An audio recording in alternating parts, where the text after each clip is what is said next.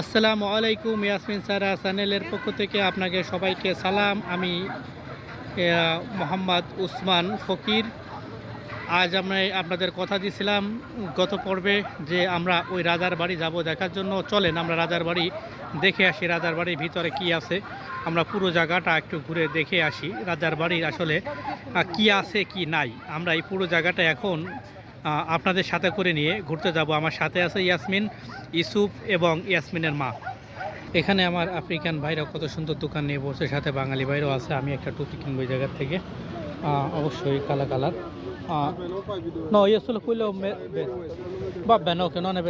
আসসালামু আলাইকুম। জি, আমাদের গন্তব্য এখনও ওই রাজার বাড়ি। আমরা রাজার বাড়ির উদ্দেশ্যে রওনা দিয়েছি। এখানে নদীর সাইডে অসংখ্য প্রেমিক প্রেমিকা এবং বন্ধুরা এই জায়গায় অপেক্ষা করে এবং এই জায়গায় সময় কাটায়। আমি এখন যেতেছি ওই জায়গায় আপনাদের সাথে।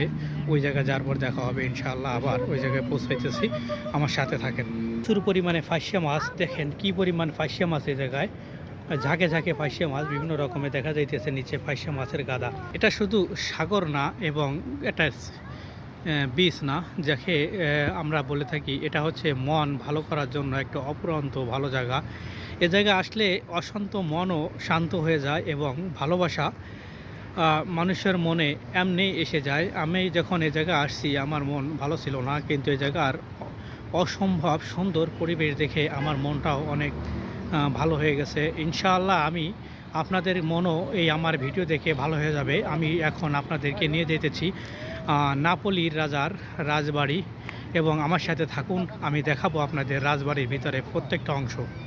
এটা যেন অসম্ভব সুন্দর একটা জায়গা, যা আপনাকে আমি ভাষায় প্রকাশ করে বলতে পারবো না। আমার ভিডিও ক্যামেরায় কতটুকু সুন্দর দেখাচ্ছে আমি জানি না, তবে বাস্তবে আমি যা দেখানোর চেষ্টা করতেছি তার থেকে এটা আরও বেশি সুন্দর এবং আরও বেশি ভালো।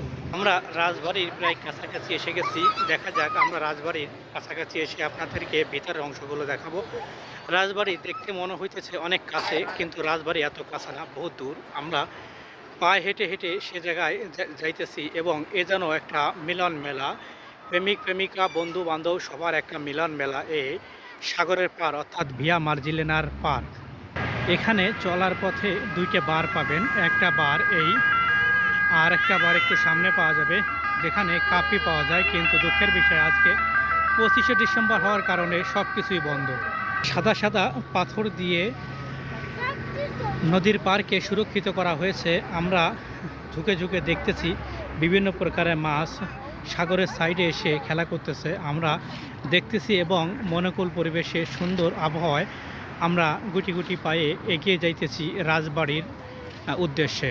আমরা রাজবাড়ির ভিতরে যাব এই উদ্দেশ্যে এবং আপনাদের দেখাবো। বারবার আমি ক্যামেরা বাইর করে প্রত্যেকটা 5 মিনিট 7 মিনিট পরে আপনাদের অল্প অল্প সিনারি দেখানোর চেষ্টা করতেছি। সাগরের পানি বড় বড় ঢেউ এসে এই পাথরে লেগে আর ভিতর পর্যন্ত আসে না, এইটা দেখানোর জন্য আমি এখান থেকে কিছু ভিডিও করলাম। এখানে যে রাস্তা দেখতে পাচ্ছেন, একটা ফুটপথ, দ্বিতীয়টা সাইকেল চালানো রাস্তা, তৃতীয় গাড়ি দুইভাবে যায়, আসা যাওয়ার রোড এবং বড় বড় যে গাছগুলো, প্রত্যেকটা গাছের নিচে বেঞ্চ করা আছে যাতে মানুষ এখানে বসে সময় কাটাইতে পারে। এখানে পারাপার হওয়ার জন্য ট্রাফিক সিগন্যাল আছে, ট্রাফিক সিগন্যালে দাঁড়িয়ে মানুষ বসে দেখতে পারে কত সময়ের ভিতর আমি এই জায়গা থেকে পার হতে পারবো। ঠাকুর আজকে অনেক শান্ত, কারণ আজকের পরিবেশটা মনোমুগ্ধকর, সুন্দর আবহাওয়া। আমার কাছে মনে হইতেছে না যে আজকে এত সুন্দর আবহাওয়ার ভিতরে যে টাইম কোথা থেকে যাইতেছে আমি টেরে পাইতেছি না। আমার ক্যামেরায় সামনে রাজার বাড়ির পাশে যে বিল্ডিংগুলো আপনারা দেখতে পাচ্ছেন, এটা একটাও বসবাসের বিল্ডিং না, এটা সবগুলোই হোটেল। এখানে আপনার অনলাইনে বুকিং দিতে হবে এই নদীর পাড়ে বা সি বিচ, অর্থাৎ এই নাপোলি সেন্টারের ভিয়া মার্জিলেনা যদি আপনাকে ঘুরতে হয়, থাকতে হয়, তো এই আশেপাশে যেগুলো আপনি বড় বড় বিল্ডিং আশেপাশে দেখতেছেন, এইগুলো সব সেই বিল্ডিংগুলো, যাতে আপনাকে আগেই বুকিং দিতে হবে এবং এই জায়গাগুলোয় আপনাকে নাম লিখিয়ে এবং সেই জায়গায় সিটে আপনাকে উঠতে হবে, না হলে আপনি এই জায়গার সৌন্দর্য এত সুন্দর হবে দেখতে পারবেন না। আমি এই জায়গার কাছাকাছি বসবাস করার কারণে আমি এই জায়গাগুলো বহুত আগে থেকে পরিচিত। আমি রাজবাড়ির কাছাকাছি শিখেছি, তারপরও অনেক দূর, এখনও যেতে আমাকে প্রায় 20 থেকে 25 মিনিট টাইম লাগবে। তো আমি কাছাকাছি এসে আপনাদেরকে দেখাই রাজবাড়ি এখনও অনেক দূর আমি যেতেছি। রাজারবাড়ির চারমুড়োয় পানি আর পানি, আর ঢোকার জন্য শুধু একটা রাস্তা। নাপোলিতান রাজা ইনি এখানে বসবাস করতেন এবং আশেপাশে যে হোটেলগুলো বিভিন্ন পাহাড়ের উপরে যে ছোটো ঘরবাড়ি এগুলো এইখানে আগের থেকেই ছিল, শুধু এটা মডিফাই করা হয়েছে। রাজবাড়ির খুব কাছাকাছি এসে গেছি, দেখেন কি পরিমাণ বাংলাদেশি ভাইরা বিভিন্ন ধরনের আপনার সামান বিক্রি করতেছে। আমি ওখানে তাদের সামনে গেলে তারা লজ্জা পায়, এই কারণে আমি দূর থেকে এই ভিডিওটা নিতেছি এবং কাছে যে চেষ্টা করব ভিডিওগুলো নেওয়ার। দেখেন যারা নূতন ইটালিতে আসে মালিক খোঁজ করে পায় না, তারা এইভাবে বিভিন্ন ধরনের ভিডিও করে এবং এইভাবে তারা কাজকাম করে, যেটা আমি আপনাদের এই ভিডিওর মাধ্যমে দেখাচ্ছি যে ঠিক এইভাবেই তারা মাল বেচা কেনা করে। কাছাকাছি গেলে তারা লজ্জা পাবে, তাই আমি দূর থেকে তাদের শুট নিতেছি।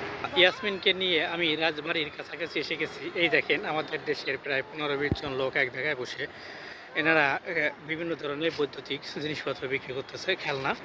তো তাদেরকে সামনে যেয়ে আমি যদি ভিডিও করি তারা লজ্জা পায়, যার কারণে তাদের সামনে যে ভিডিও করা আমাদের সম্ভব হচ্ছে না বলে আমি দুঃখিত। তাদের সাথে কথা বলতে চেয়েছিলাম, তারা কথা বলতে অনিচ্ছুক।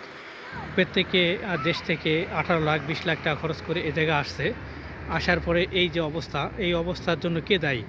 সে জমি জমা বন্ধক করে রাইখে বেচা কেনা করে দেশে আসছে, কিন্তু এসে কোনো মালিক পায় নাই খোঁজ করে, যার কারণে তাদেরকে এভাবে ফুটপথে মাল বেচতে হয়। তো এর জন্য কে দায়ী এটা কেউ বলতে পারবে না। অতএব এই প্রশ্ন আমার আপনাদের কাছে, আমি মনে করি ইনারা নিজেরাই দায়ী, কারণ এনারা আসার জন্য পাগল হয়ে যায়, বিভিন্ন জমি জমা বেচে সব কিছু দিয়ে দেয়। ইউসুফ ইয়াসমিন এই খেলনা কিনে বিভিন্ন ধরনের বাবল উড়াইতেছে, তারা অনেক খুশি এই জায়গায় ঘুরতে এসে। অনেক কাছাকাছি চলে এসেছি রাজবাড়ির, আর অল্প কিছুক্ষণ পরেই আমি রাজবাড়ির আসল দৃশ্য দেখাতে পারবো। এখানে একটা লম্বা লাঠির মতো যেটা দেখতেছেন, এটা একটা বড় ইতিহাস। এই ইতিহাসটা আপনাকে আমি এখন বলবো। এটাকে বলা হয় প্রেমের খাম্বা, কারণ এর গোড়ায় অসংখ্য তালা লাগানো আছে। যে প্রেমিক প্রেমিকা এই জায়গায় আসে এবং এই তালা একসাথে লাগায় চাবি নদীর ভিতরে ছেড়ে দেয়। এখানে পরিষ্কার পরিচ্ছন্ন এলাকা এবং সংরক্ষিত এলাকা।